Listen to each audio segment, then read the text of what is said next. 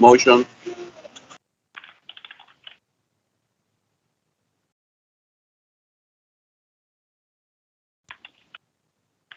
Yeah.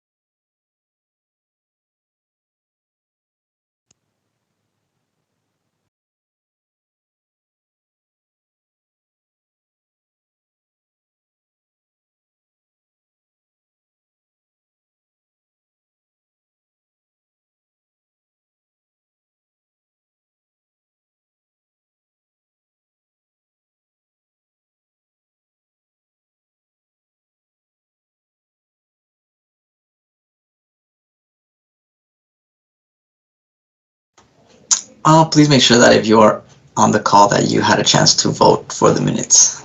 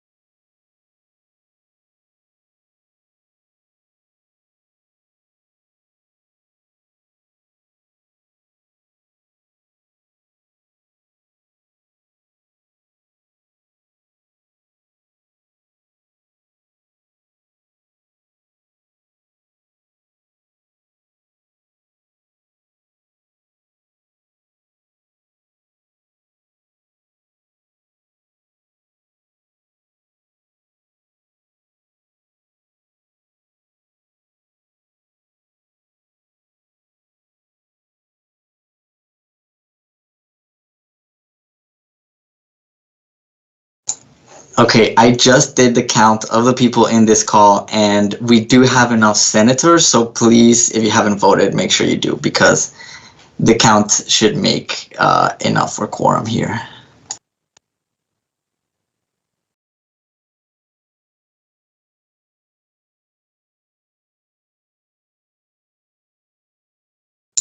We basically need 2 more votes.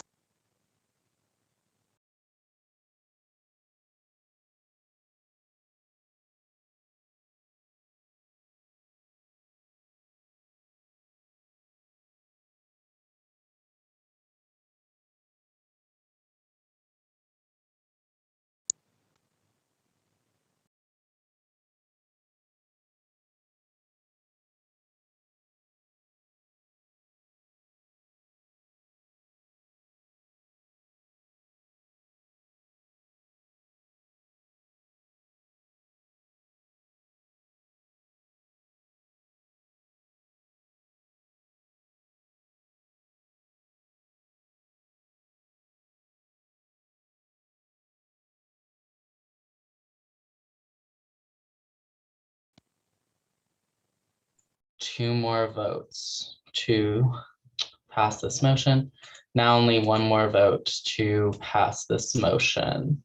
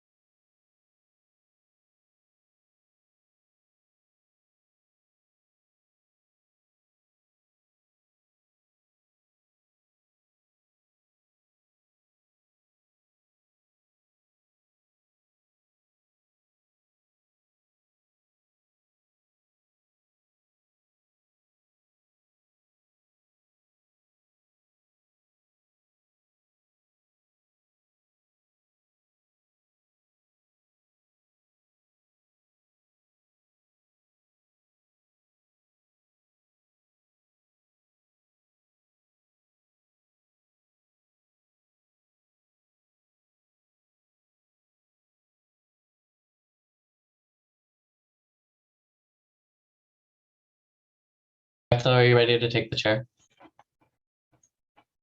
Yes. Perfect.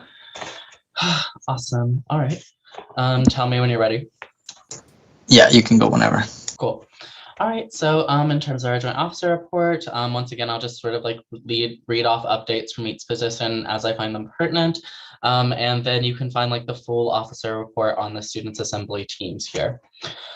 So Holly Hall, our graduate student body president, attended University Senate on February 3rd and advocated for an equitable base pay for grad student assistants and grad research assistants. That would be more in line with grad teaching assistants. Holly did this while making note that graduate teaching assistants are still underpaid for the work they do, but a minimum requirement is needed before advances can be made in other areas. And so the provost mentioned that the CFO, Jeff DeWitt, has been working on a plan for this alongside the vice provost for graduate studies, Dr. Jennifer Roberts.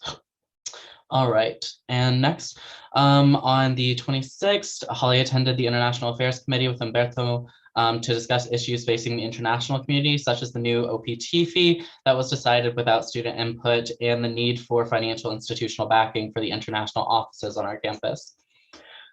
And then finally here on the 7th of February, they met with graduate president of the University of Iowa to do some research into how grad students are advocated for on their campus, and will also host the GSAB meeting, or rather has hosted the GSAB meeting this past Monday. Next, we have the associate treasurer. This week, Mary is working on rewriting the DEI fund portion of the Constitution. This is something that's needed, especially as we look and review other parts of the document that were mainly just transferred over, seeing that they do need some repair work. For the presidential officer report, Naya attended the Memorial Corporation Board meeting and updated the board about Student Senate accomplished initiatives and current ones that everyone is working on here. We worked with some other schools around the country to create and signed an appropriations letter about student loans and aid and student resources like SNAP. And Naya will be sending to various Kansas delegations. If you'd like to view this letter, make sure to let Naya know and she can send you the link. We also met with Dr. Jerome to discuss the allocations of the Presidential Endowment Fund this semester. And finally, Naya will be adding her signature to an election day proposal that will be referred to the Academic Affairs Committee under KBOR to approve a change to the academic calendar to give students, faculty, and staff more accessibility to voting. This will be basically the free day for election purposes when students are going to be voting in this next year's elections. Next, we have the Internal Affairs Director report. The clicker program is still ongoing if anyone needs or knows anyone that needs a clicker. We've also begun the process of advertising the mentorship program with its image being displayed on the screens of the Daisy Hill Commons. Additionally, posters should be posted in all the res halls in the coming week. And if you know anyone that is interested in being a mentee or a mentor, please reach out to Max at senateinternal@ku.edu to sort of get it started with that process. Moving on to the vice presidential report, this one's from me. Naya and I hosted our first fireside chat that covered cycle 1 through cycle 8 of this year in the Student Senate. We're going to continue this tradition by posting a short video following each student assembly meeting to discuss what actions the Student Senate is taking throughout the semester.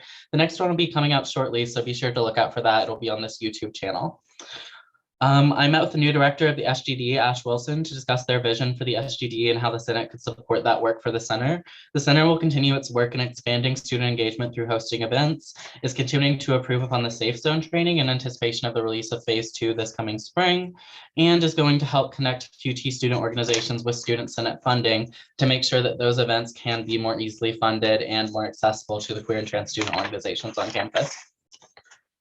And then finally, for me, Umberto Wesley and I have formed basically somewhat of an ad hoc committee with some of our new student senate, or not some of our new, some of our student senate advisors, Jennifer, Sarah, and Bill, to discuss the new student senate constitution and its impact on student senate organizationally and legally. We're still looking to remove remnants of the old document to more clearly match the new constitution's government structure and remove passages that are no longer allowed under Kansas law and or federal law. This document has not been formally reviewed by lawyers in nearly 5 years that we know of, and so this project is definitely new, and we're going to continue to update the Student Senate as is necessary.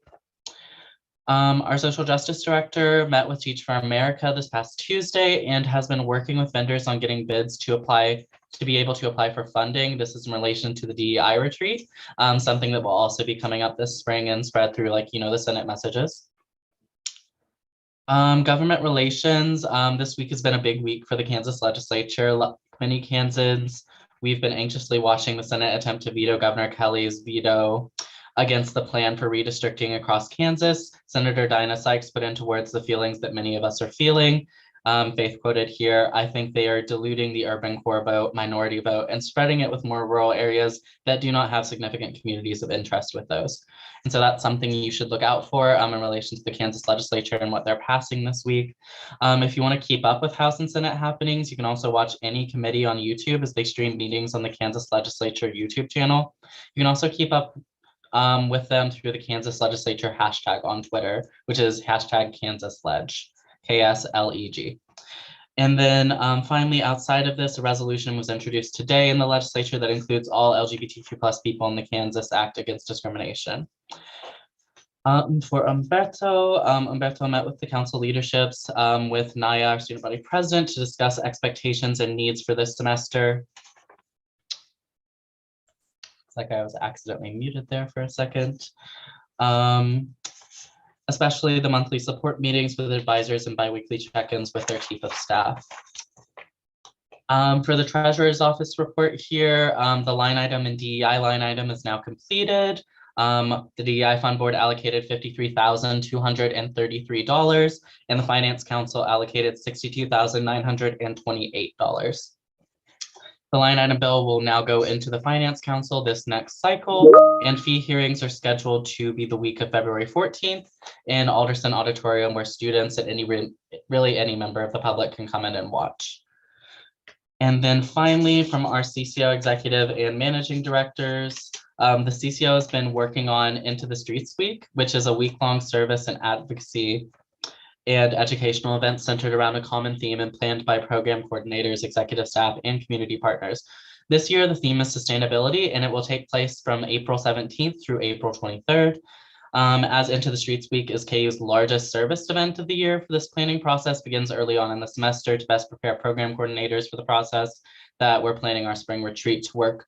They are now also planning a spring retreat to workshop ideas for this Into the Streets Week. And then in addition to the workshopping, program coordinators and executive staff will attend the KU women's basketball game. I'm assuming for fundraising there. And they also have revised hiring materials, and their intent is to hire incoming directors a bit earlier than usual to make up for the COVID-19 pandemic and provide enough cushion and support while current directors are still at KU.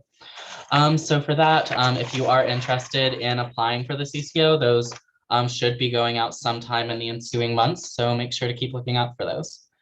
And with that, I've come to the end of the officer report. Are there any questions? I know I saw the chat pop up here. Let's see here. Sadie said the veto of the congressional redistricting was overridden today, I believe. Oh, wow. That is not good. Oh. Any questions?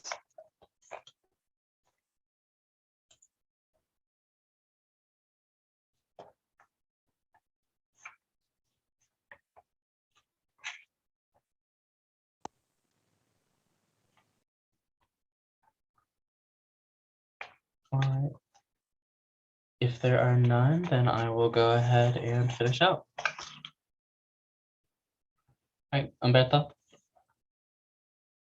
Are we ready to move on here, I guess? No.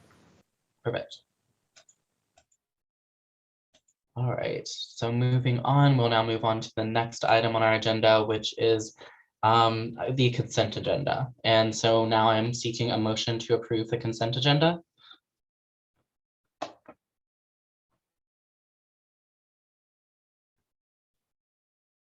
So moved. All right, I see a motion from Camden. Oh, who was that second from? Me, Conrad. Ah, perfect. All right, so first from Camden, second from Conrad. So that is properly moved and seconded. Is there any objection to moving towards a vote for the consent agenda? All right, seeing none, we will now go ahead and get that posted.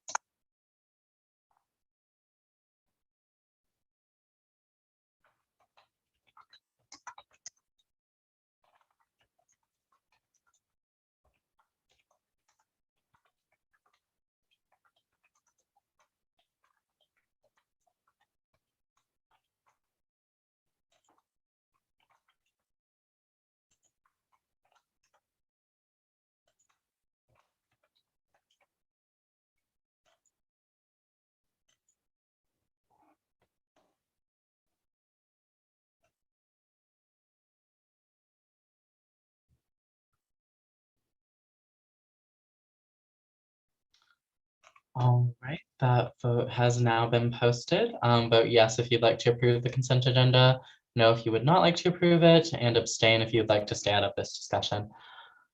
And I will let that run for about a minute or so.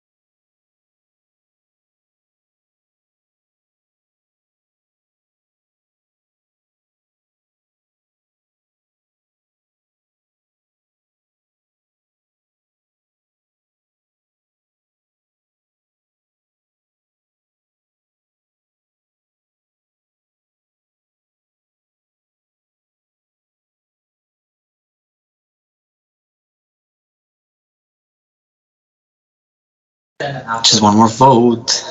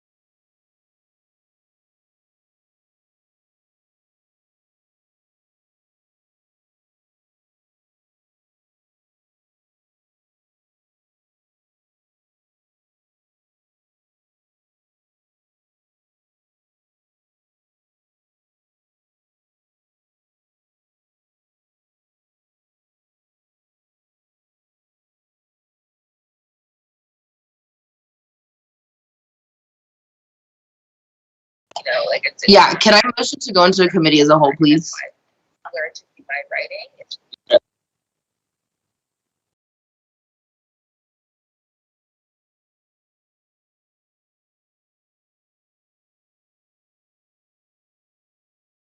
Yeah.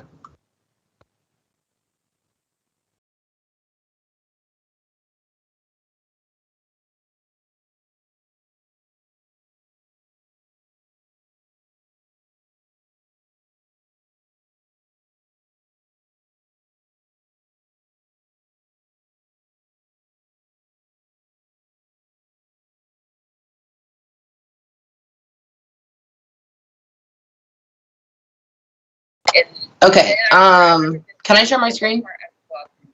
Okay, cool. Here we go. Is it on? Okay, cool. Okay, yeah, so yeah, so the purpose of me like requesting to go into committee as a whole is to discuss this resolution that was authored by myself and Ethan. We're just gonna kind of go back and forth. So does any yeah. Yeah, for sure.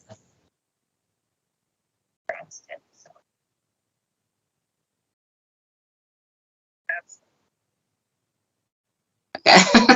Well, it's committee of a whole, so it doesn't really matter. Okay, cool. So this is a binding resolution to formally express a vote of no confidence in the DEIB leadership of University of Kansas Provost and Executive Vice Chancellor Dr. Barbara Bicklemeyer. Whereas Provost Bicklemeyer has not shown effective leadership in DEIB efforts and initiatives during the course of the COVID-19 pandemic.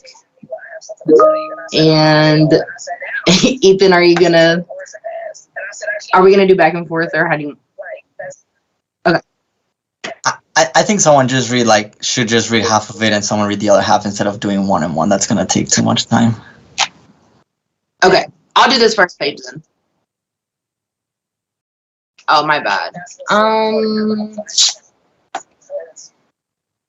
Here we go. Or do I need to do more? That looks good. As there's no clear definition of belonging that can be found from the provost office or why it was added to diversity, equity, and inclusion to begin with, and whereas the provost office is responsible for the firing of a Black queer employee within the Office of Multicultural Affairs who is at the forefront of the work and labor that went into social justice training, programming, and initiatives that the university benefited from, no substantial efforts were made to incorporate them in the new DEIB structure despite acknowledging their benefit to the university and the campus community, and whereas this action resulted in a cascade of other and ultimately pushed out 4 Black employees that were integral to the previous DEIB division of the university, and whereas former director of the Emily Taylor Center, Boulong Ramiz Hall, resigned from her position and urged BIPOC queer folk continuing at KU to protect your energy, hold your boundaries, and get out when you can. And whereas it makes no clear sense for the provost office to take charge of DEIB on KU's campus when we have multiple centers that specialize in this work and support these communities on a personal and professional level on a day-to-day basis, and whereas a significant amount of funds were distributed to the academic and professional colleges at KU to support DEIB efforts in their specific programs, and while we support the allocation of funds related to campus DEIB efforts, this must not be at the expense of offices like the OMA, ETC, and the SGD, who are only operating on 2 to 3 full part-time staff members currently. Students will be better served if these offices were given a larger role in the leadership of DEIB on this campus and more funding to engage and support students effectively. And whereas the provost has presented no accessible agenda of plans or goals to the student senate, student body, faculty, staff, or community members relating to current campus DEIB initiatives, whether accomplished or in progress, in the first DEIB town hall of January 2021 with Provost Bicklemeyer and Dr. Graham, the KU community was promised data and the opportunity to get feedback on the new DEIB reorganization, but that goal has still not been met. And whereas the provost office has a rich history of communication blunders, including but not limited to the distribution of an email that was meant to be a call to care for KU's Black community in the wake of the George Floyd verdict that did not mention the word Black once in reference to the Black campus community, creating harm by referencing the Black community as communities of color, referring to a Black student organization by the wrong name despite previous community. And more recently, the plagiarism of Curtis Okoye's words in the Martin Luther King Jr. Day email that was meant to call attention to the constant struggle for civil rights in our country. And whereas the provost office continues to deny the student senate unfettered access to communication with their student constituents through the active and incoming Lawrence and Edwards campus student email listserv when trying to engage students in campus initiatives, funding opportunities, surveys, updates from student governance representatives, and more.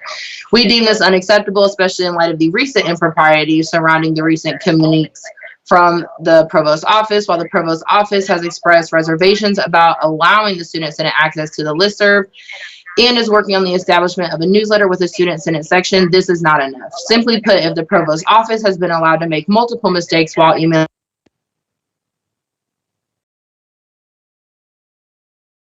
their student status. And then, Ethan, will you take over? All right. And whereas the provost went against the wishes of marginalized communities and the representatives from the student, faculty, and staff senates by submitting a formal request for the discontinuance of regional and ethnic studies programs, including Latin American and Caribbean studies and the MA in Contemporary East Asian Studies on the 4th of February, 2022. And whereas the provost has not included student governance on any discussions related to the new Institute for International Learning and Engagement, even though this is now where the provost plans to centralize several regional and ethnic studies programs that are recommended to be discontinued and merged into global and international studies. Therefore, be it resolved that the Student Senate does not believe that the DEIB restructure under the Provost Office has served students, faculty, and staff well. And therefore, be it further resolved that the Student Senate believes that the directors and the staff of the OMA, ETC, and SGD should be given a more central role in the development of policies and programs in the Office of DEIB, and should receive more substantial funds from the DEIB office for their individual programming and student support work. And therefore, be it further resolved that the Student Senate does not support the plagiarism that was committed by former VP for DEIB, Dr. T.A. Graham, and acknowledges that this was facilitated under an office that has been plagued with issues related to the distribution of communication and resources to KU's marginalized community, especially the Black community. And therefore, be it further resolved that the search committee for the new vice provost for DEIB should be conducted primarily by the offices and communities it serves, those whose commitments and credentials to DEIB are tangible, proven, and true. And therefore, be it further resolved that the Student Senate demands access to the active and incoming Lawrence and Edwards campus student email listserv and a formal report of the number of students, faculty, and staff of color who have left KU in the past 2 years. And therefore, be it further resolved that the Student Senate issues a formal vote of no confidence in Provost Bickelmeyer's leadership of DEIB efforts on campus.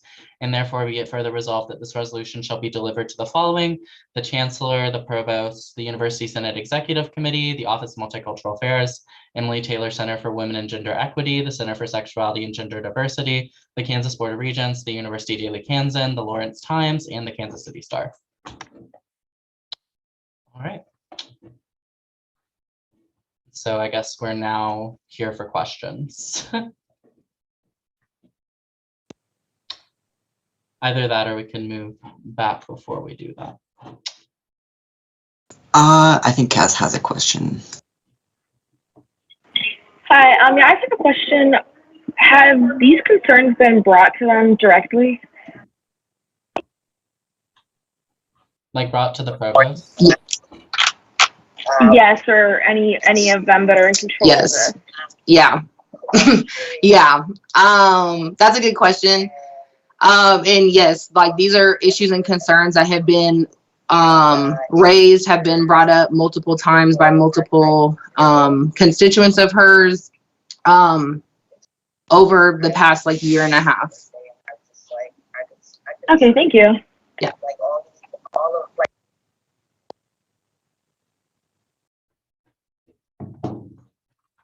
right. Any other questions?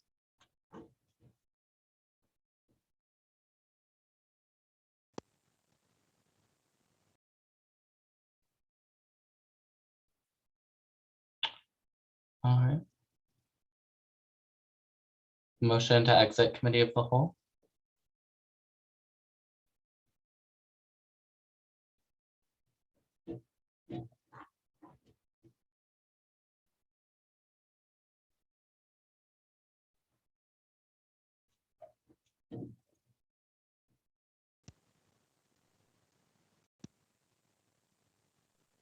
Umberto, did you hear me? Yep. Sorry, what was I thought you were asking to the people on the chat, like, to make the motion. Oh, yeah, no, I motioned to exit committee of the whole because I'm ex officio. Oh, okay, my bad. Yeah, that's in order. Does anyone second that motion? Wesley seconds that motion. All right, is there any opposition to leaving this committee of a whole with this presented resolution?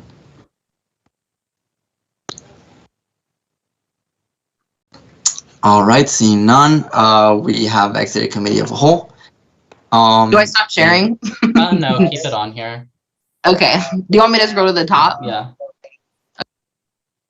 Yeah, and now Ethan, I guess you can take the chair back. Yeah. All right. Let's see. And Naya, you're done speaking. Do I have a motion to vote on the resolution or a next speech or anything? Martine? Oh. Can Do you hear me okay? Yeah. Do you have a motion? No, I have a question. I didn't know. Are we closing the floor for questions now? Has that been closed? I mean, Naya could go back up there. It was just like a general, like, are we gonna vote on this tonight? Yes. Yeah, I have no problem answering any questions or anything. Obviously, yeah, like whatever input y'all got or whatever, I want to hear it. But yeah. And can we find this resolution? Is it on the Teams? No, it isn't on the Teams. Question from the chat. The question from the chat says, I can. Do you want me to put it on there? Yeah, because like I'm trying to look through it so I have a better understanding of like why we're gonna have a vote of no confidence. I think that's like a pretty big. Do I need to do it? Yes, please, if you can. That'd be nice. Oh. Hey, if you want to share it with the Gmail that I just put in the chat, I'll put it on the Teams. Okay.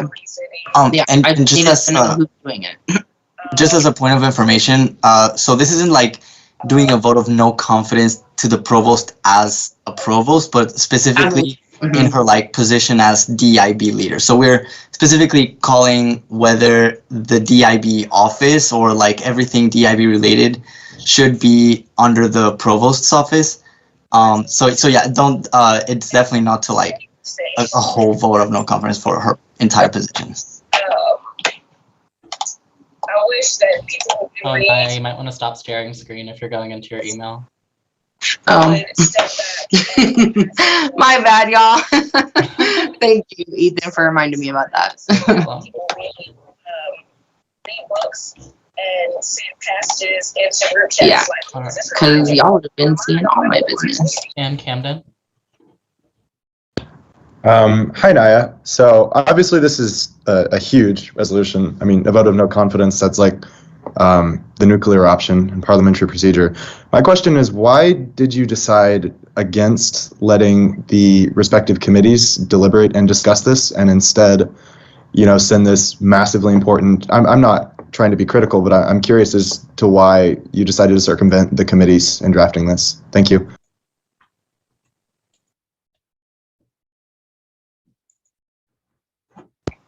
Yeah, give me a second. I'm sending this email so it can be uploaded.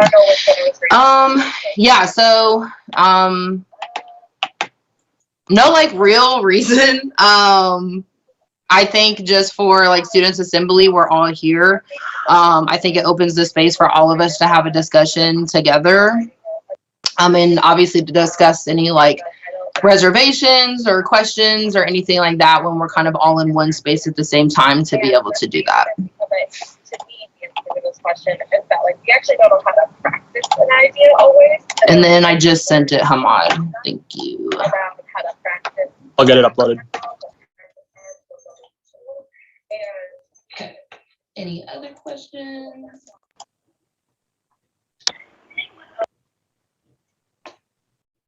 Are there any other questions on the floor? Cass? And I will also remind now that we are back in regular session, we have 2.5 minutes remaining. So Cass, you can go ahead. Okay. I just wanted to ask, so what were the reasons that were provided that they're kind of failing on their behalf? Like, was there anything specific that was mentioned? Sorry, say that one more time. I just couldn't hear you clearly. I could not hear you clearly. My bad. Oh, you're fine. It's okay. So what were the reasons that were mentioned that they haven't been able to complete their job well? Is there anything specifically hindering them that we could help with, or is it just a lack of effort on their behalf? Are you talking about Provost Bickelmeyer not being able to do their job? Yes. So I guess I don't really know if like this is a question to your question, but I guess like I guess in what way like would like you want to see like us helping her do her job. Yeah, Because I'm just saying, like, for me, like I've been having these conversations with the provost like since before coming into this position. I know that all of the centers have been having these conversations.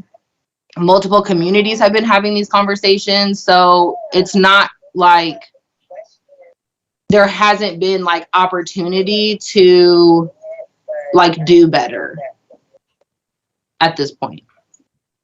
And again, like, it's not to say like her as a whole provost of, you know, the university, like, you know, it's, do I think, you know, that she should be the one leading ultimately all of the DEIB efforts on campus and be over it as she currently is now? And that would be no. So that would be what the no confidence is in, is specifically the leadership of DEIB as it has gone since she's been over it.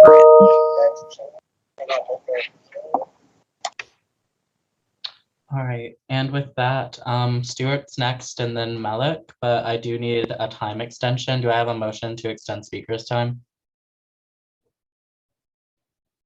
All right. Motion. All right. Oh, who said that? Oh, Stuart. Stuart said motion to extend time. By how long, Stuart? Let's say 5 minutes just to be safe. All right, 5 minutes. And Wesley, do you second that? Yeah. All right. And is there any objection to extending speakers' time by 5 minutes? All right, seeing none, I will move forward and set this for 5 minutes. And Stuart, you can go ahead. Thank you. I just had one quick question. I may have missed it when you guys were going through because there was a little bit of a couple blankouts. Where are we realigning? If it's being taken out from under the provost, where is it being realigned to? I apologize. I think I might have missed that. Yeah, you're right. Umberto, I'll answer this question. Umberto, could I have you take the chair? Yes, for sure. All right. So in terms of a potential realignment, that's sort of like what this option is meant to bring up. So a resolution is something that's sort of like unofficial action. It's definitely something that is meant to get the attention of administration. And so in doing this, we are looking for a redesign that really centers the OMA, the SGD, and the ETC as like governing the office of the DEIB. I don't know whether that would mean a restructure outside of the provost's office into potentially the chancellor's office, or maybe creating an area in which they aren't under the administration of the university, sort of like the ombudsman's office is. Really, it would just be a matter of like, deciding the best option. It's just, as we've sort of seen the way that the restructure has affected campus, the way that people have lost jobs over this restructure, it's really coming to a point where like the restructure under the current office, it's kind of untenable. And so looking for like any solution outside of that is sort of positive in that. Does that make sense, Stuart? Ethan, is it okay if I add to Yes, that real quick? it does.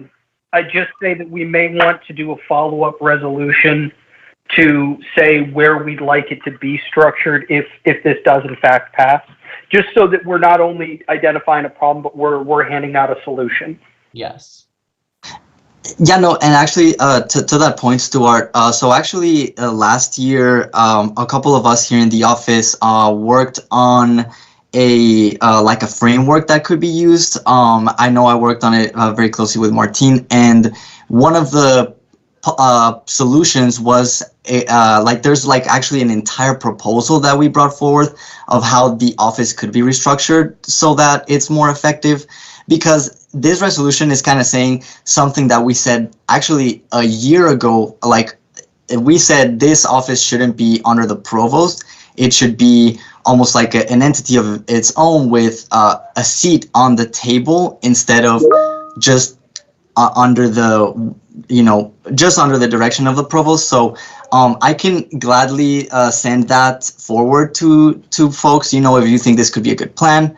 I know I sent it to Naya, and we could work forward because I think that's great what you're saying, Stu, of not only, bringing the problem, but also a possible solution. So I'll make sure to get that sent to you all.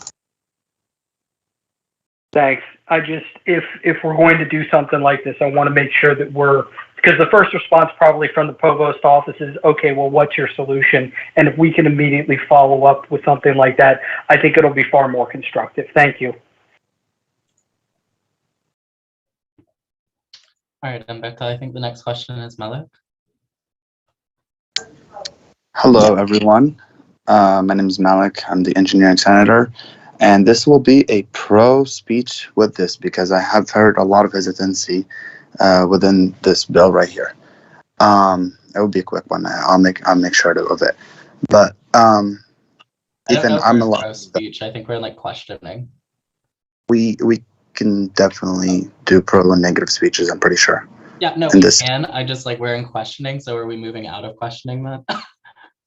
Oh, my bad. I thought that was the same period.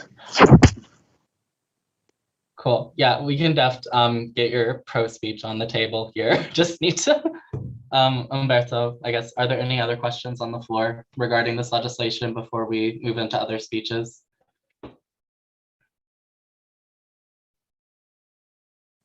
I don't see any. All right. And does someone want to do a neg speech so Malik can do the pro speech? All right, Camden, do you have a speech on the floor? Yes, I do. All right. Let's see. You will have 2 minutes. You can go ahead and start now. Thank you, Ethan. I want to make abundantly clear this is in no way an assertion of my opinion either way on the merits of this bill. I want it on the record that I am officially neutral insofar as the contents. And a big reason of that is because this is a lot. This is a lot to process in a very short amount of time, and it was introduced via committee of the whole.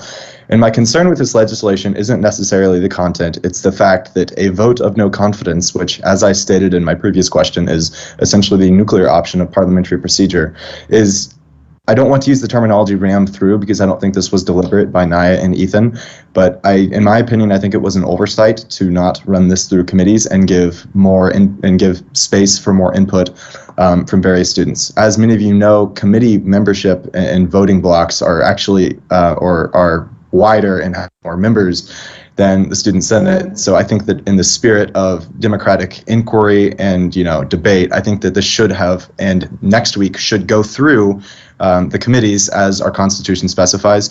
I know the committee of the whole is a process that, as if I looked at the agenda correctly, will be discussed later tonight. And in the spirit of that discussion, I stand respectfully opposed not to the merits of this bill, but the procedure through which it is being implemented, and I urge that it instead go through the committees as stipulated by our Constitution next week. Thank you.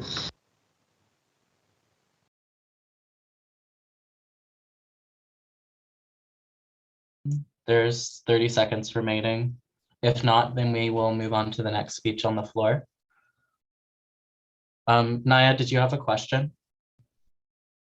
Yes. Right. You can go ahead and ask.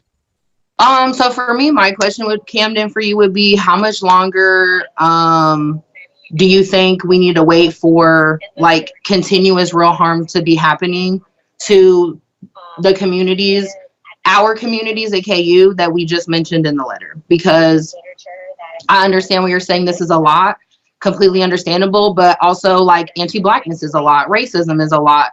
The fact that a whole restructure happened pertaining to these very real problems and very real communities with literally no input from those individuals by the provost, like that's a lot. So like, I just want to understand, like, to what degree do we keep waiting and waiting? Because similar conversations and similar resolutions and whatever have continued to happen in Student Senate, and it seems like it just keeps getting pushed back, and there's really no follow through. All right, thank you for your question. I can go ahead and answer, Ethan, if that's okay. Yeah, you can. That's what I was going to say, is basically you can go ahead and answer, and then we're out of time for this.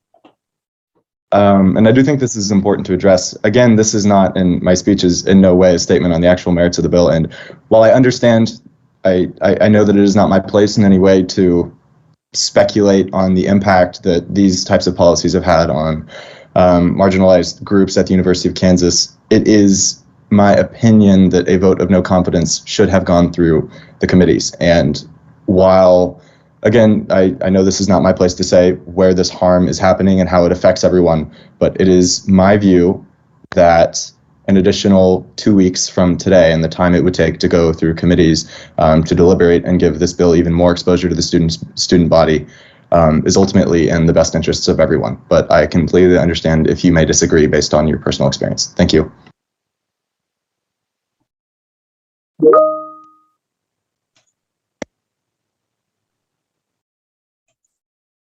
All right. And with that, we are through unless anyone has a motion to extend speaker's time. And if not, then we can go ahead and move on to the next person on our list here, which is Melik. All right. Hello again, everyone. As I mentioned before, my name is Malik, and I'm the Engineering Student Senator. Last year, I served as the DEI representative in STUDEC, Student Executive Council. And through there, I really saw a lot of things firsthand about this same exact conversation. I was trying to remember when we had the first real conference, or whatever we called it, a town hall, I think we called it. It was a year and a month ago. We had a year and a month ago. We talked about this. We were having the same exact conversation. And alongside that conversation, one of the things that was happening alongside was the past executive student body representatives apologized for their treatment for the first Black woman student body president, and how they were dismissive of that student body president as she was a Black woman. When she told them that she wasn't being heard, they dismissed her, and then all they did was release an official statement saying they are sorry. And from what I see, is history is repeating itself to a certain extent. We have another Black woman student body president, and she is telling y'all that there is a solution to be solved. There is a problem, and she has a solution, or she's giving you guys the first step towards the solution.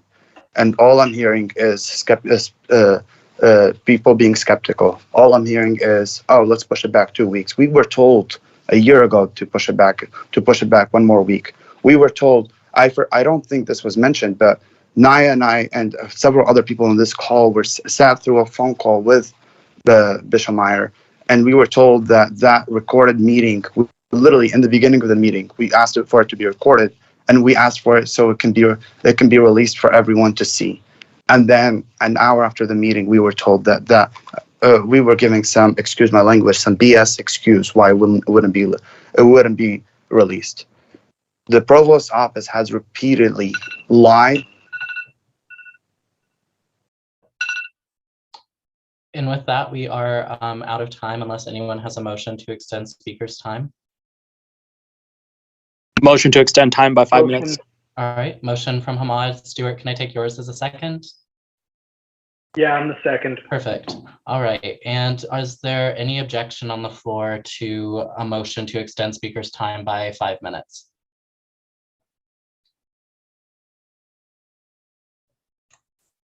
All right. Seeing and hearing no objection, we will now move forward. Go ahead. Thank you, everyone. And I remember last year in March, or actually 1 year ago exactly, in mid-February of 2021, I reached out to then and asked for a vote of no confidence for the same exact thing for the provost, and I was shut down because the same terminology and the same wording was used. It's too strong. That's too much. We will be on national news, or we'll make it to state news. I think that the provost, in my personal opinion, and I've been sitting through a lot of these meetings, when I tell you, for a year and a half, I've been in Student Senate, and I've been hearing the same exact thing. The provost's office has really not done much, everyone. We have, every single time, we've found an excuse for them. Oh, they've hired a new person, give them some time. Oh, they're trying to help us. Oh, using a minority, I can run through so many different excuses that they gave us, and I'm not going to, because they really just make me so angry, and it's really just some BS excuses every single time. What I'm here to tell you is when in summer 2020, I remember all the national news was telling us to listen to Black people, listen to Black women. Whenever you're told something, don't try to argue. And we were all, as a nation, we were all agreeing with that. Put whatever you posted on summer 2020, whatever you posted, whatever you believe in, if you really believe in change, and if you really believe in DEI efforts and DEIB efforts on campus and onwards, listen to when you're told to make a step or to vote one way or another. So with that, I end my speech, and I very, very much encourage every single one of you senators to vote in support of this bill. Thank you. And I'll take questions if I have time. Thank you for that, Malik. Let me just go through and check. Martine, is yours a question or a speech? It is just a speech. A speech, a neg speech, pro speech? Negative speech. Neg speech, okay. All right, and Max, you have a speech or a question? Why not both? Neg speech, but I'll ask a question. So Okay, Malik, you keep. Hold on, let me get Wesley and then we can go back to your question. Sure, sorry. You're good. All right, Wesley, speech or question? Question. Okay. All right. Wesley, you'll be second. Max, you can go ahead with your question. And then there is 3 minutes remaining. So Malik, you keep suggesting that the criticism of this is ignoring a Black woman. Camden has merely said that it is a procedural question and he would like it to go through committees. So I'm curious as to why you're saying that, because I find it kind of insidious to be suggesting that, honestly. That's a good question. And if I didn't make it clear in my speech, I think that we've been having the same exact conversation for a year, as I said. Since January 2021, we've been having the same exact conversation about how the provost office has been falling short. And every single time we've had a senator or two or someone telling us that we should be doing this or that. I understand that the worry that to make it go through committees, but I am here to tell you, I've sat through so many student senate meetings, I've sat through so many different meetings with the provost office and whatnot, and all of them, we've always been given excuses or, oh, hey, let's do this one more step for it to fix it or whatnot. What I'm here to tell you is, if you really believe in this, you can vote right now. We don't need to go through committees again and make this late for more than 2 weeks. That was not English correct, but whatever. You get my point. All right. And next we have Martine. Max, did you have a follow-up? Or not Martine, sorry. Sure, I'll ask a follow-up. So you've suggested that all these I'll give you your follow-up after Wesley. Okay, sounds good. Yeah. Wesley, you can go ahead. Okay, so since I have to phrase it in a question, could you tell the full assembly what you think of the fact that the provost has had almost no public meetings, where public questions are not screened, where students are able to actually voice their opinions? I think I worded it best in my speech. It's complete BS. We tried to get a public meeting last semester or 2 semesters ago in February 2021 or March 2021, and we were told that we were going to get one. And an hour after the meeting ended, when we asked for the recording, we were told that it would not be released because we were a FERPA violation, even though every single student in that meeting was okay to release that meeting. So I think it's complete BS. All right. Max, you may have your follow-up now. Sure. So you say that there's all these horrible things going on, and I agree with you. And that's the reason why I think there needs to be more conversation. Because my issue with this is that this is a great conversation to be having, but by making it kind of spur of the moment like this, I don't think we get as much in-depth feedback, our kind of familiarity with it as we would with committees. And I'm not really sure how that kind of impedes the bill or is an excuse, because I'm not seeing much opposition to the bill itself. So my question is, how does going through committees kind of impede that process and not make the conversation stronger, since people would actually have time to review the bill? All right, Malik, you can answer. Do I have time then for we'll that? move on. Yep. There's a motion on the floor from Hamad. Motion to add time. Which is Max's question is up. Oh, well, we won't need to add time. Max's question can get answered. And then I'll pull that. Max, I apologize in advance for the strong language, but you are telling me, as a white man, you are telling me to add 2 weeks when a black woman is telling me to vote tonight. I choose to accept, when it comes to race issues and especially issues about black people and black communities, I would choose to take the word and the advice of black leaders, aka Naya, student body president, who has gone through multiple different racist incidents with the provost office and whatnot. So that's my reasoning about why we should vote tonight. Thank you, Malik. And with that, we will now go ahead and move on to a next speech that's on the floor. Martine, you can go ahead. You have 2 minutes.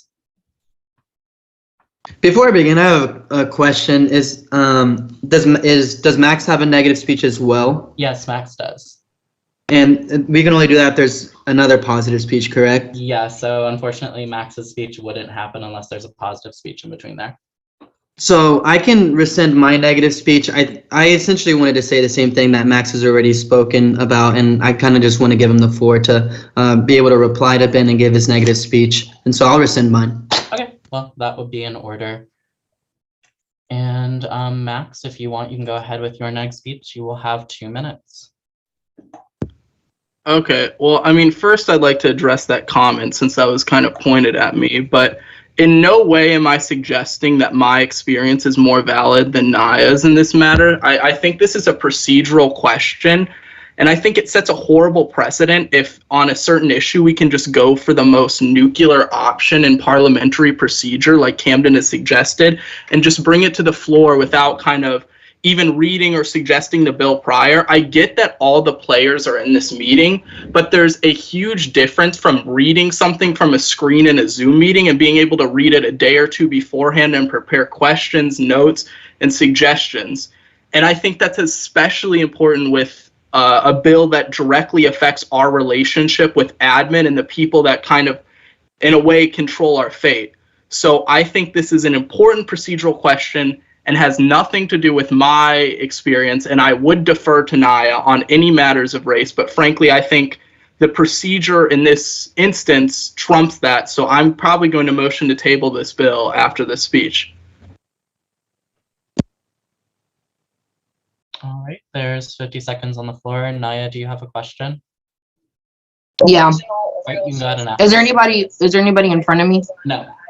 Okay, cool. Okay, so my question is, so I'm just like trying to wrap my head around, like, I understand what y'all are saying on the fact that like, oh, like, why didn't you do this through committees? Like, committees should have time to look it over and do suggestions and like all of these things. But quite frankly, like, committees have had all year to do legislation like this. Like, y'all are saying that y'all recognize that this is an important issue and it needs to be talked about and spoken up on and this and that. But it's like, but y'all want to police like the time and place that happens. My question is, if you or Camden or whoever else in this meeting believe that this is something that was so important and needed to be spoken up on, why have y'all not done this previously? Because this is something y'all could have did weeks ago, days ago, months ago. So again, like, this is something that could have been spoken about. We could have did something like this at the beginning of the year.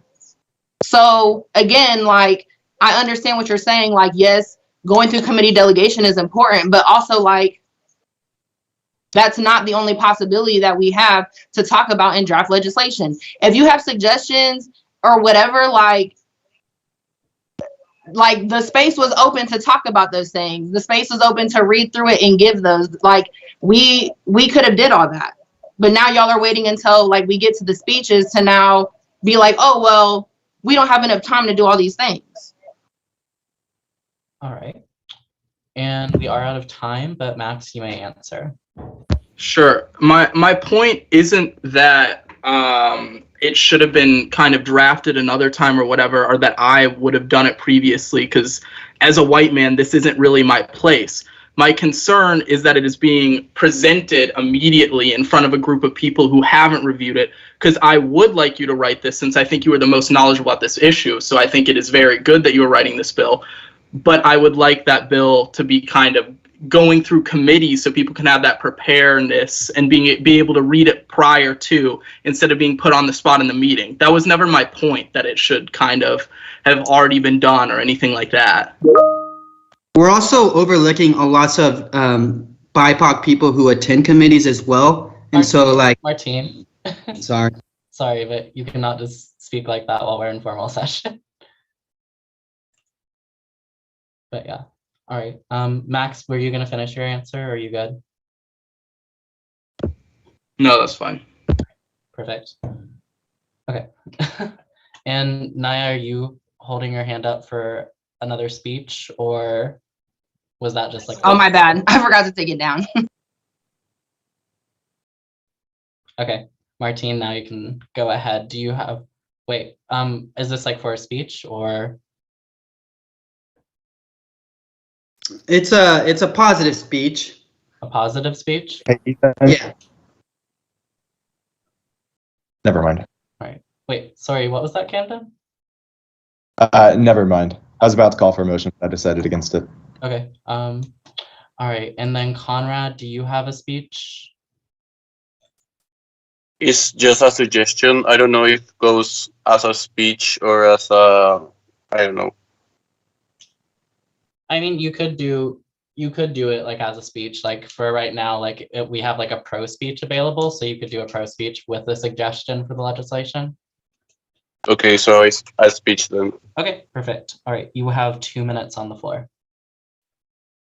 Is it Martine's time now? No, because Martine doesn't have like, Martine has like the neg speech. You have the pro speech, so that goes first in the order. Okay. I thought Martine said he had a pro speech though. No. Was it a pro speech? I'm sorry. I'm getting. Yeah, Martine said he has pro speech. Yes, it was a pro speech. Okay, so 2 pro speeches. Okay, so yeah, it would be Martine. Thank you for correcting me on that. All right, Martine, you have 2 minutes. Thank you. Yeah, I think this is a great resolution.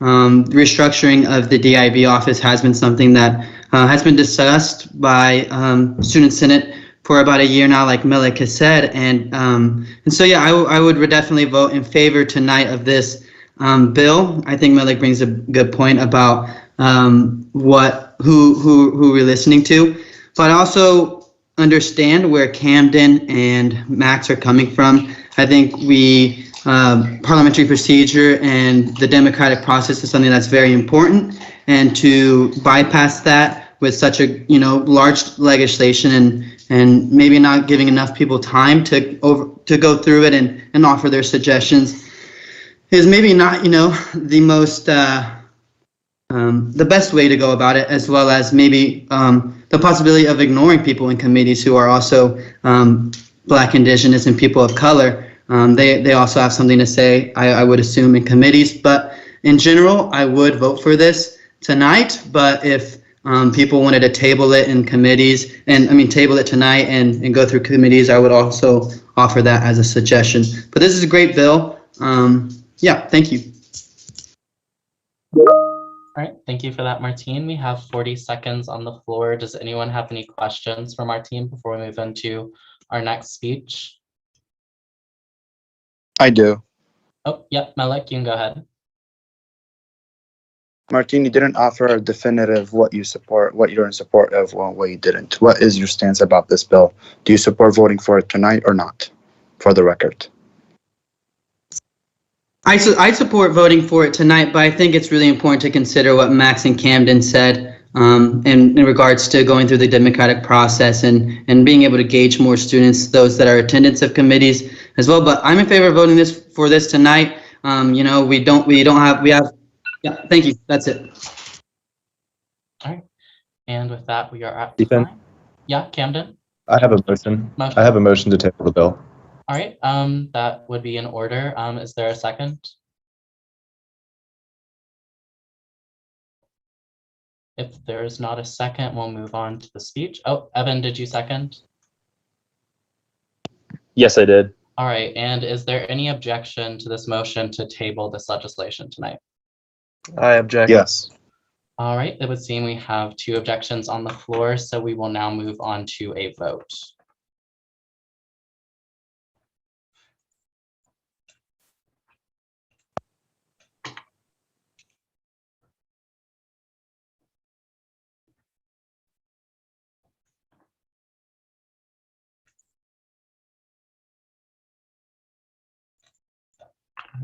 And Humberto, this legislation was coded as Resolution 2022-305, right? Yes, I put that in. Oh, perfect. Thanks, Mullen.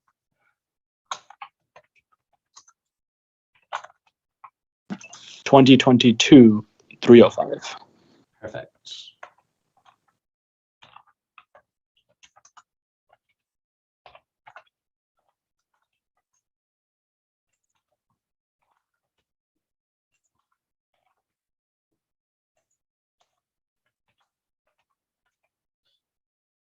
Oh, and I forgot to ask Camden, is this tabled to revisit at some specific time or just tabled to table?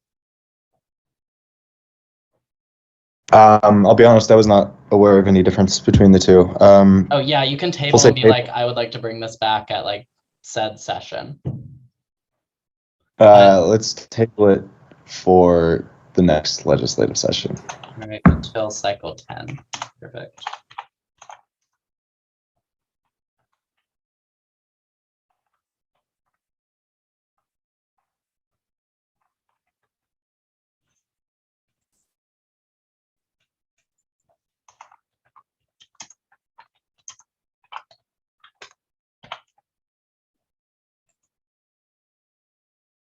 All right, and that should pop up in the chat shortly.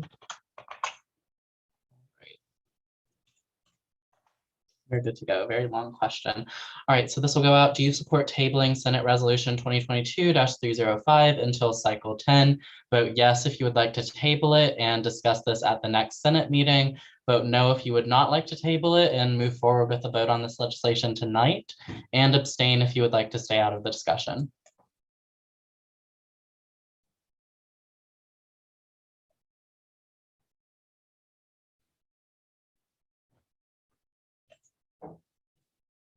All right, that's open on the Teams, and so I will go ahead and let people vote on that for a few minutes.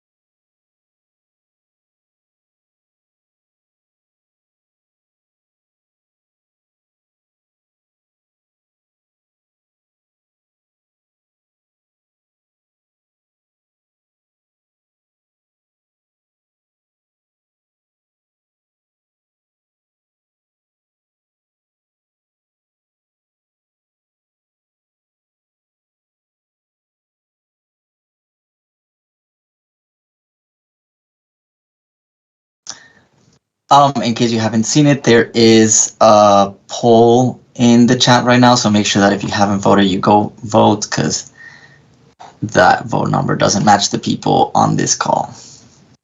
and with voting rights.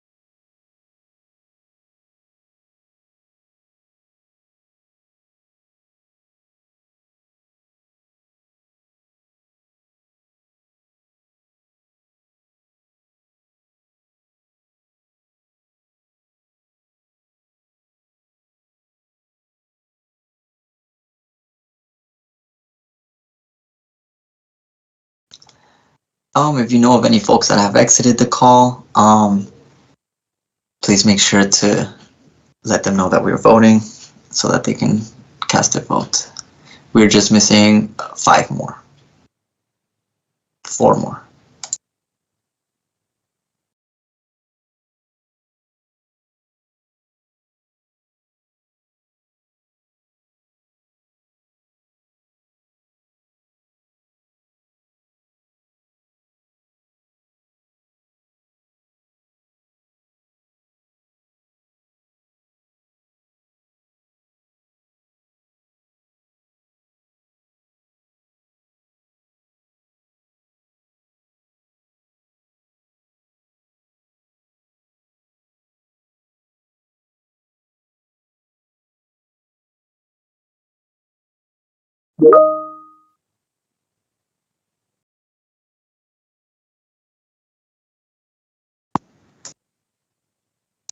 Okay, for those who don't know what the vote is for, this vote is to basically gauge, do you support tabling Senate Resolution 2022-305 until cycle 10? So the resolution we were just discussing. If you do support tabling that until the next session of the Students' Assembly, you could vote yes. If you do not support tabling that and would like to vote on this tonight, please vote no. And if you would like to stay out of the conversation, abstain is also an option.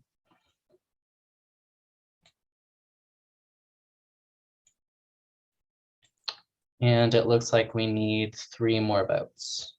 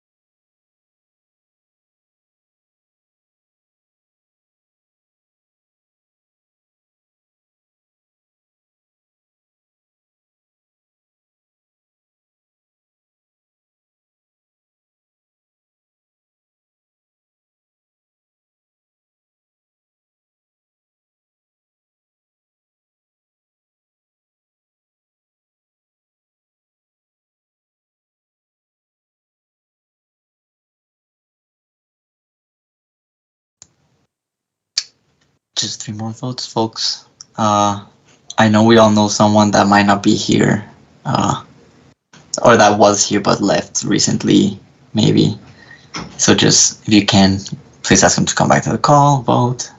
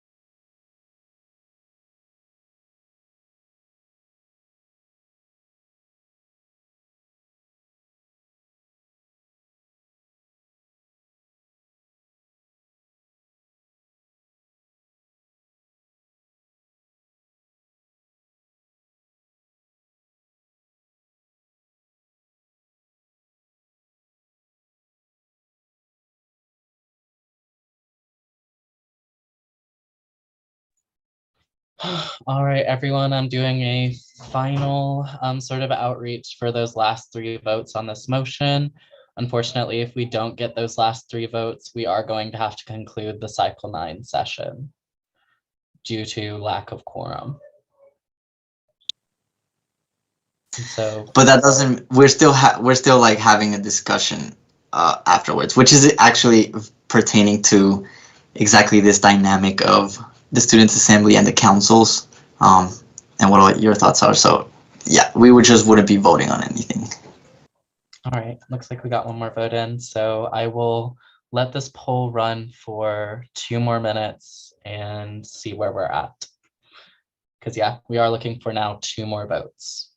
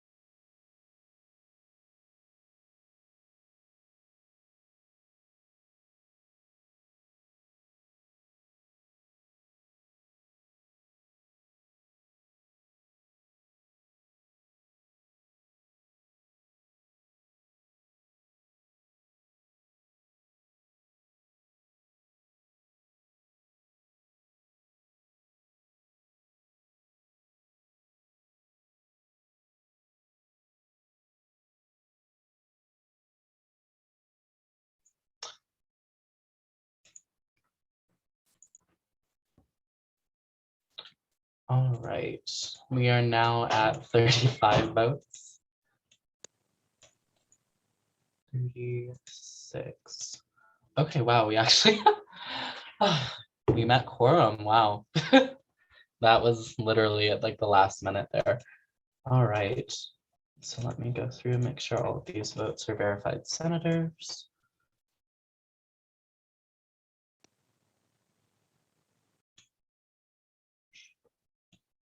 And we should be good to go.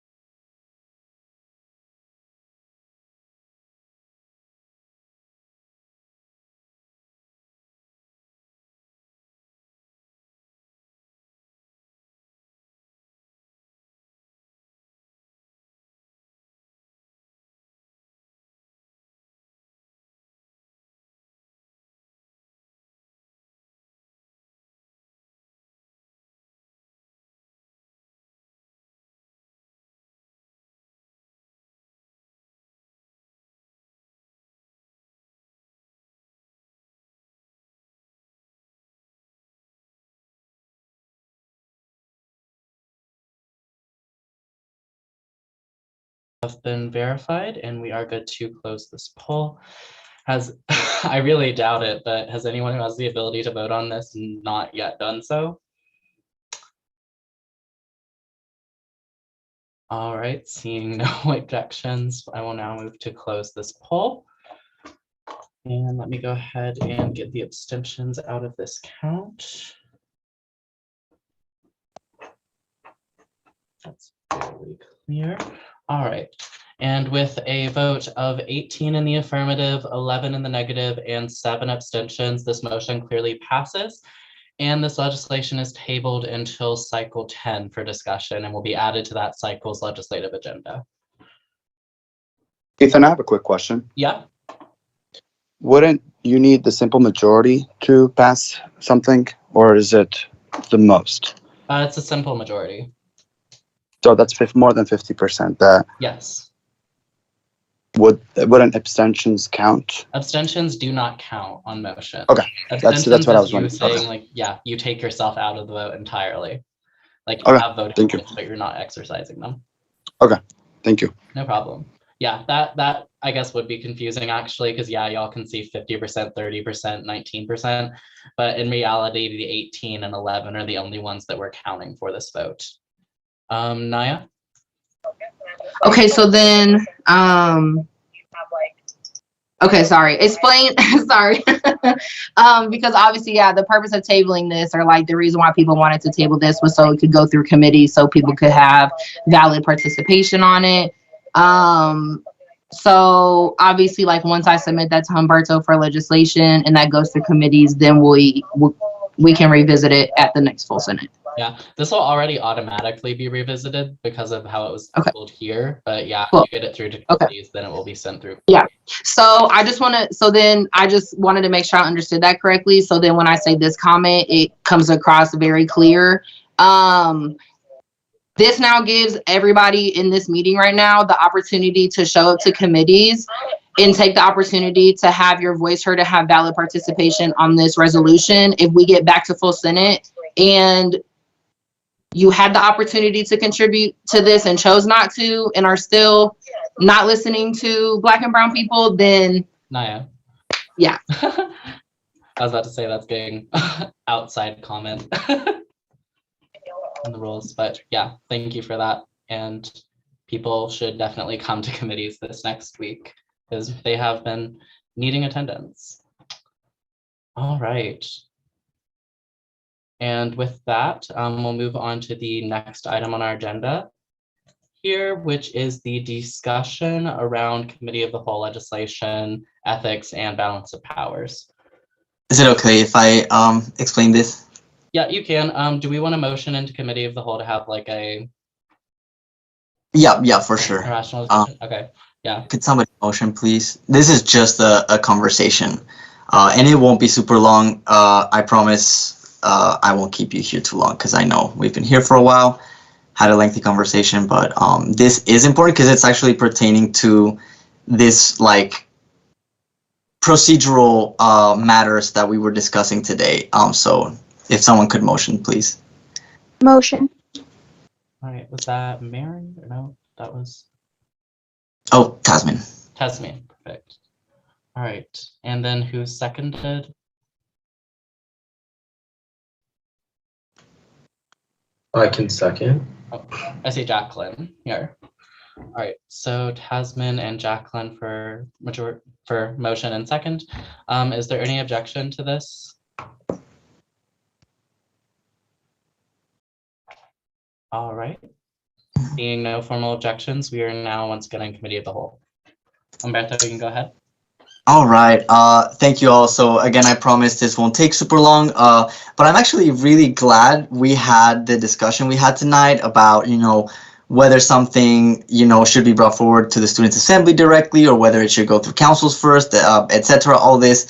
And it's actually part of the discussion that I want to bring forth tonight because basically, just for like a brief history, last year, Student Senate set the precedent of being able to introduce all kinds of legislation in Committee of a Whole through the Students' Assembly because we had the same situation where not a lot of bills were coming through on time to go through committees, but they were still things that needed to be brought forth. So we were introducing them in committee of a whole and the Students' Assembly.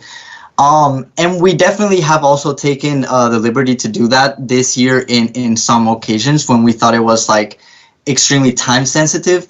And actually there were some bills that were supposed to be presented tonight, one regarding an amendment and one regarding, asking for funds to give a stipend for the judicial branch of the Senate. But the reason why we decided not to bring them forward is because we really realize how this is overstepping on the charges and authority of the councils. We can't bring we shouldn't be bringing an amendment forward without the Rights Committee looking it over, or we shouldn't be bringing proposals for the budget, money, finance, whatever it is, if the Finance Committee hasn't gone through it, etc. But then we run into the problem of the 2-week cycles can be very slow, and a lot of times things might come up that really do require us to act and create legislation as a Students' Assembly, but maybe not with the liberty that we were doing it originally. So I would love to know what folks think about this specifically, and about whether we believe it how much authority do we believe the Students' Assembly has, considering it's everyone put together to pass legislation without maybe the review of certain councils? Or do we want to decide that the Students' Assembly does not have that authority to overstep, and that's something that I think is great talking tonight, and will definitely be brought forward in councils too, and it's mostly for input. I would love to know what you all think. And I see, Max, you have your hand raised. My biggest issue with Committee of the Whole, and I talked to Ethan about this earlier, is that you're at the whim of the presenter almost entirely. If you don't know what's going on and you come into a meeting, especially like a Zoom meeting, you are going to see the bill through the lens of the person who's presenting it, which sure is kind of inevitable to some extent, but that is completely blown out of proportion because you don't really have a chance to review it, have your own thoughts, research it, look into it if you're in the middle of a meeting. And frankly, I think that's a huge disadvantage to the democratic and legislative process, because I could think of many ways that could easily be manipulated to kind of serve someone's own gain. And I mean, I said the other stuff earlier, which is just it's also good to have that research, foresight, and kind of knowledge going into a meeting as opposed to while you're in it. And frankly, for that reason, the language I suggest, if we were to write legislation about this, obviously we might not, and this is just a discussion, but I think Committee of the Whole should only be used when that legislation, not passing it, would have a tangible impact in that time frame, in that 2-week time frame. It is almost a necessity. Because if we just use abstract words, that could get kind of pushed to the side pretty easily. I think it really needs to be tangible, because without it, anyone can just motion for Committee of the Whole and say it's time sensitive for one reason or another.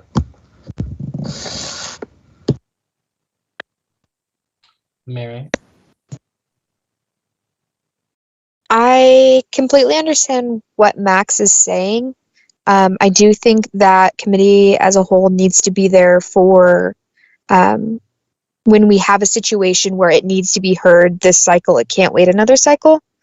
My issue is kind of what or who gets to decide kind of what's emergent, because right now my amendment tonight was going to be to reshape part of the Constitution to help the DEI fund get more voting members, right? And that's really important to me, and we're not going to hear it tonight, which impacts my job. So it's emergent to me, but it's not going to feel super pressing or that big of a deal to someone that's not involved in the treasurer's office or involved in the DEI fund, right? And so when we go and we talk about kind of that language, I want it to be as clear as possible, if that makes sense. Because not everyone is going to agree what pressing means, or kind of, yeah, that. Thanks, Mary. Wesley? So traditionally, it's fine to go through committee of the whole, especially if there are no objections from the chairs of the committees, since back then they weren't councils. So I'm not aware of any in particular of any single situation where a single chair objected, or at least one chair objected, to a resolution or amendment to the SSRR or anything of that sorts that then also got passed. So like the committees had that soft veto power that the councils have now, where if the council leadership or council members think, hey, this, I would really like to talk about this in council so I can add this thing or have more time, then that always happened. And then if that isn't voiced and if the chairs don't say that, then like it's fine going through committee of the whole. And that's the rules we've sort of operated on traditionally, and I think it's sort of worked now, especially since that's the only times it's ever used. So, like with the amendment that was passed last cycle, it was timely, it needed to happen, and like with the stuff with Mary Morrison, it's pretty vital to their job, and I don't think any of the chairs would have objected, and I don't think any of the chairs have objected. So like the council still have their voice, and them not exercising that power to say, no, we need to do this here, then I don't think it should be an issue. Thanks, Wesley. Sadie? Hey, so basically, I thought about this a lot last year. And so a lot of what the committee of the whole resolutions were last year were funding bills. And the reason that we would introduce them through committee of the whole is because basically like student organizations, because of COVID and everything, because things were changing constantly and just so rapidly, a lot of times like people were late, and like they would be events that would be happening in the next like 3 weeks. But if they would have waited like, a full 2-week cycle, then like their event would be about to be happening and we wouldn't be able to fund it, all of those things. And so that's like a big part of the reason why we kind of started opening up committee of the whole. My stance on it, honestly, is I think that like tonight is a good example of what it can mean in terms of like you can see our records and things. So I voted yes to table it. And if I felt I would have had anything to add to that, I would have said something. But I think that I agree with Wesley in that committees do have, like the chairs and things are present at student senate meetings and can object and things like that. But I do think that adding some measures onto when we can be introduced into committee of the whole would ultimately cause, would have the potential to cause some problems in that I just want student senate to be able to function in the way that it has to and is best for the students at that time. And so I worry about adding a restriction in this case because I think that it could inhibit us of properly advocating for students if there was a time to do so. I was thinking about okay, well, what if we made it to where to determine if something was timely, we convene StudEx. But already this semester, for finance committee, the times, the way it worked out, no one from finance committee can attend the StudEx sessions except for our associate senator. And Sahara's amazing. So if you meet her, tell her thank you because she's really doing us a solid.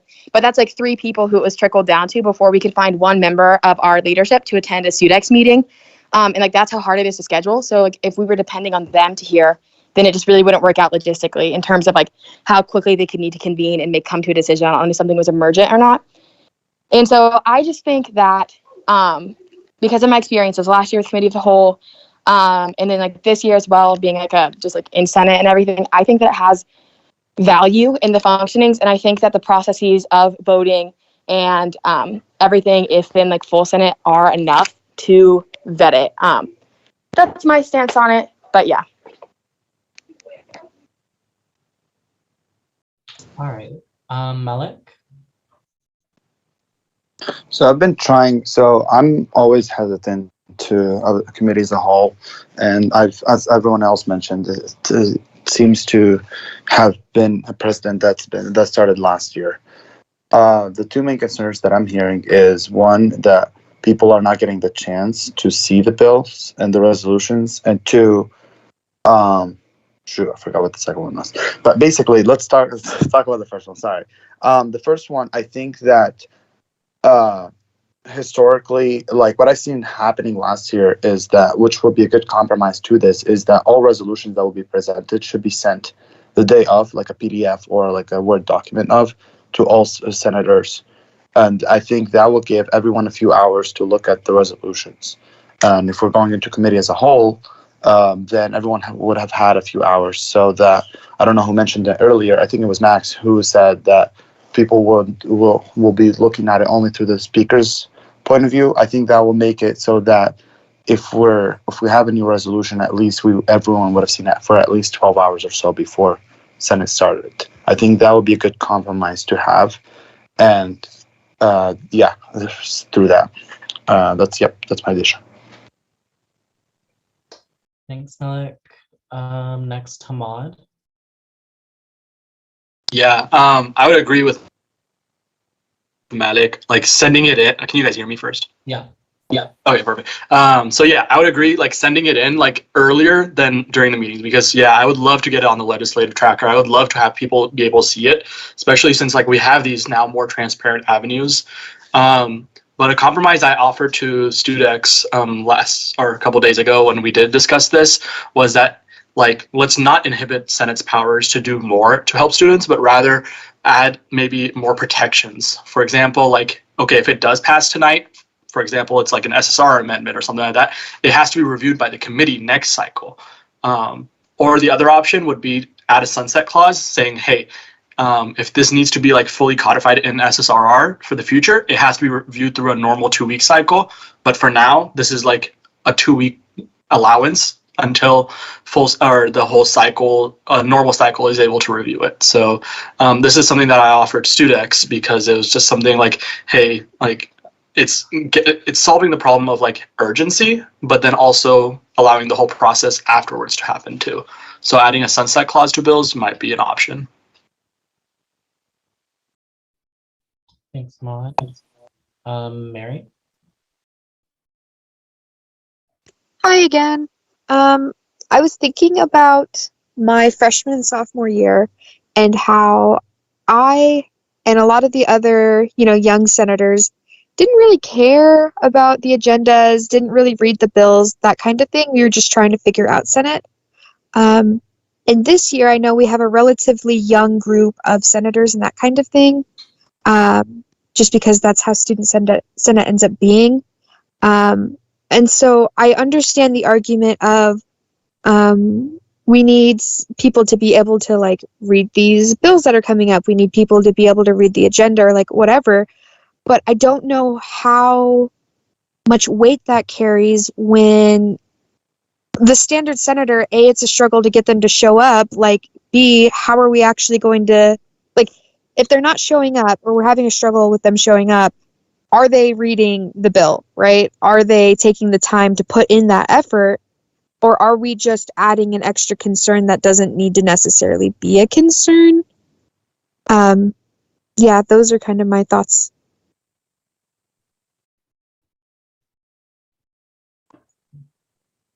And Malik, you can go first ahead of me. Thanks. I remembered my second point. The mention of that the committees are like, we needs to see them too. But to be honest, from my understanding, the same people that show up to Senate show up to committees, or most of them. So if we're give or take, I see Umberto like shaking his head, but most of them do. I would say that most of the same senators that would have contributed to the conversation in committee as a whole would have contributed to the conversation in committees. The only thing that I can think of is it might be more intimidating to talk in front of this many people instead of like a smaller group of people in committees. But either way, from my experience, and to address to address Mary's point, we're all college students and lots of us don't read our emails. But even within Student Senate, if we're going through committee as a whole, what I used to do last year is go to my email during Senate and pull up that resolution to read it during when it was being presented and everything, so that way I can see it from my point of view. Awesome. Thanks, Alec. And I guess sort of my point on this, because like I'm really just thinking about like how to establish it constitutionally to like best benefit us and everything. So part of that for me, so like some of the options presented by Hamad were potentially we could have like a backwards compatibility system like other legislatures do that have like two settings where like these things are discussed, in which like we have something that's introduced in student senate and then it has to get reapproved in the councils before it actually takes effect as legislation and NIA can sign it. The other option there was the sunset clause, which could also work ahead of just, another committee being able to, sign the legislation.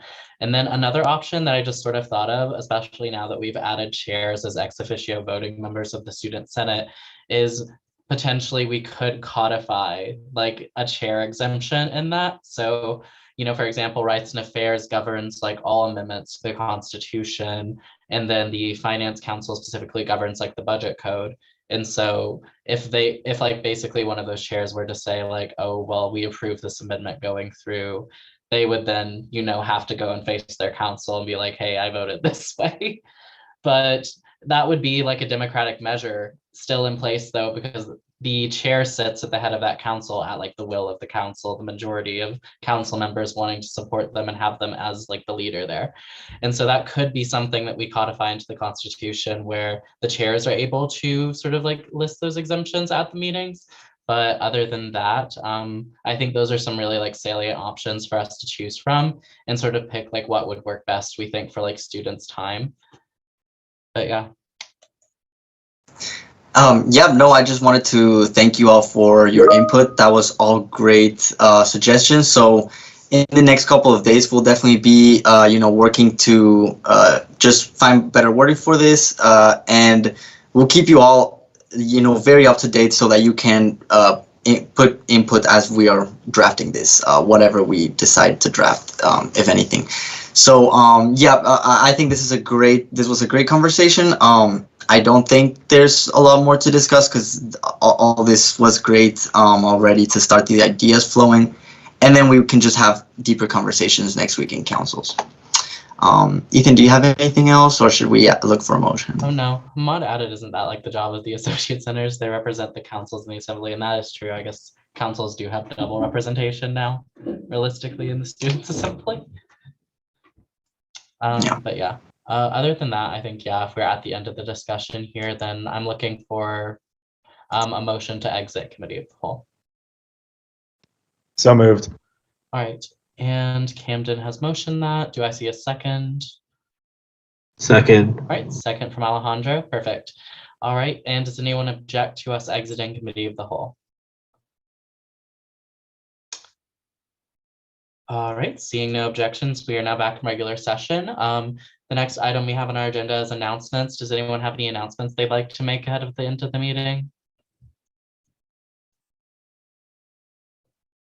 Naya? Yeah, I just wanted to say, because no one's really said anything yet, but I just wanted to acknowledge that it is February. It is Black History Month. I just want to say, I encourage all y'all, if you don't already, go follow the Black student groups we have on campus. Like Mary said, send your the DEI funds and get them coins. Please check out the OMA calendar. They're doing all types of stuff this month. This is the month to be really showing up and supporting the Black community on campus. Supporting on campus, off campus, Black businesses, creators, whatever y'all like. I'm sure you can find a Black person to support in it. So thank y'all. Thank you very much, Naya. Right. Any other announcements on the floor? If not, I do have one, but let's see. Okay, seeing none, I'll just go ahead with mine here. Or Umberto, do you have something? Oh, no, I was just going to echo what I said and say, to continue this support throughout all the year. Because some folks just decide to stop support after February. But yeah, just to have all of that in mind. Exactly. All right, and with that, my announcement really is just, so as you've noticed, we haven't really had like a lot of, guest speakers in like the past few Students Assembly sessions here. And especially with like the legislative agendas being so light these past few cycles, I think it's a really good opportunity to get some guest speakers in and have like that sort of like professional development growth at the beginning of some of our meetings here. So if you have any suggestions on who you would like to like be the guest speaker at like this next meeting or future meetings for the remainder of the semester, please make sure to send that to my email at sbbp@ku.edu. And I would love to get some set up. And Hamad said invite the provost next cycle. I mean, possibility we could.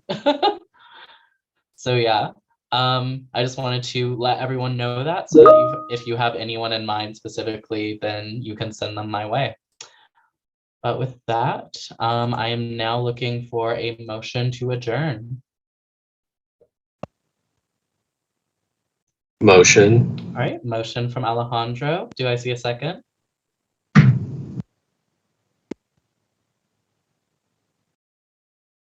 Wow, this is the first time it's taken this long for a second for adjournment. All right, it looks like Jacqueline has seconded that motion. All right, and are there any objections to adjourning this meeting? I didn't think so. All right, we are officially adjourned. Thank you for coming tonight, and I hope you have a great rest of y'all's evening.